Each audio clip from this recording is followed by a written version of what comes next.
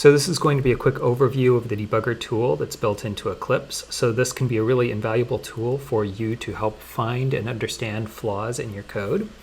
So first off, to actually run the debugger, we'll go up to the little bug icon here up on the menu. Before doing that, we usually pick a point in our program that we're really interested in and that we want to inspect and understand what's going on. So I've selected this particular line of code here from the linear program. So again, this is just running in a loop, continually adding a value. So I'm going to put what's called a breakpoint on this line, and a breakpoint will basically cause the program to stop, to break at this line if we run it in debug mode. So in order to do that, I'm going to go out here to the right hand side and right click on the gutter, and we can toggle the breakpoint off and on. So right now the breakpoint is on this particular line, line 29. Okay, and with that I can go ahead and click on the debugger button, which will run the debugger. And this is asking me if I want to switch to the debug perspective. I'm going to go ahead and select yes. So the debug perspective comes up. We've got a couple of different panes, so notice this is no longer the project explorer, it's actually showing threads that are running. We probably won't utilize that too heavily in this course. Here it's showing me the line of code that we're actually actively parked on. Over here it shows me a couple of different tabs, one with variables, one with breakpoints, and one with expressions. And notice that our menu bar at the top has changed. I've now got several different options. So right now I'm paused at this line of code. If I hit the play button, it will resume execution.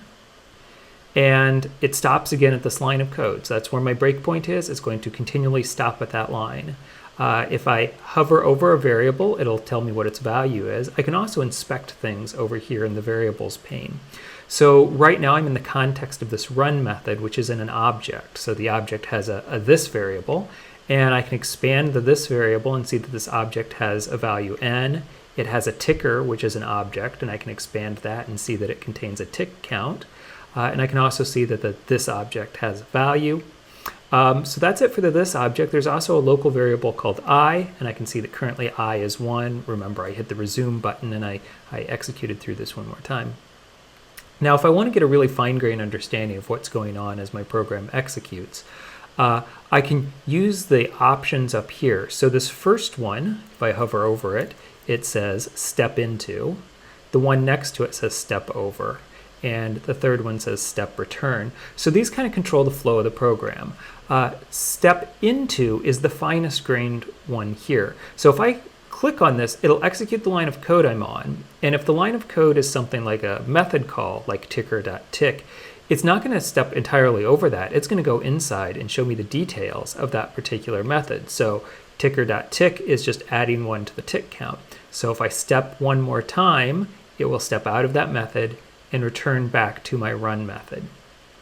Now, sometimes we're not interested in all the details of a method's execution. Instead, we can use the next button over, the step over button, which will do literally what it says. It will step over that entire line of code. So it'll run the method, wait for the method to complete, and then we'll pick up at the next line of code in our current context, so in run in this case. Okay, so if we're content with what's been going on here, we can turn off our breakpoint. We could hit the resume button and let our program run to execution. Or if I'm done with my debugging session, I don't care about letting the program complete, we can hit the terminate button. Okay, so let's do a second example. Again, I'm going to enable a breakpoint on this particular line of code. When I go over here to my breakpoints tab, I see that there's a breakpoint there. By the way, if I had multiple breakpoints, even if they were spread across multiple files, they would all show up in this list. So notice the list shows where the breakpoint occurs, the method name, the name of the class that it's in, and the specific method name and the specific line number. Notice there are checkboxes that you can use to enable or disable them. If you set up a lot of breakpoints to investigate what's going on in your code, you may want to utilize these features to make it a little bit easier to navigate. So I'm going to go ahead and remove this one. I'm going to focus on the one in my run. And imagine that I've identified my program fails with a particular logical condition, like maybe when my I variable hits 145 is where my failures start happening.